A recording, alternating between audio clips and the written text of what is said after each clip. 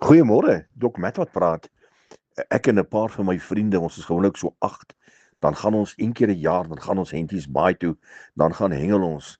Nou verlede jaar gebeur dit so dat een van ons vriende met sy amarok vasval in die sand en die Ford Ranger moes hom toe nou hak en hom uitsleep. Nou ja, groot gesukkel en uiteindelik het die Ford vas, maar die Ford het dan weer losgekom uit hierdie dik sand uit en dit was 'n gespook om uiteindelik hierdie amarok uit die dik sand uit te haal.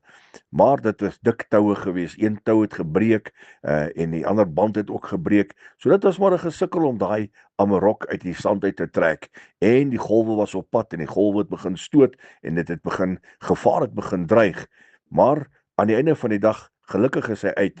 En nou na die tyd nou dink ek aan hierdie gebeurtenisse en ek besef dat baie keer is ons in nood, gevaar dreig en dan kom Jesus. Hy is daai een wat daai tou is. Hy is die een wat jou uit die put uittrek. Hy is die een wat jou uit gevaar uittrek. Hy is altyd daar vir ons. Is dit nie lekker om so God te hê of wie jy kan staatmaak as jy in 'n probleem of 'n behoefte is nie?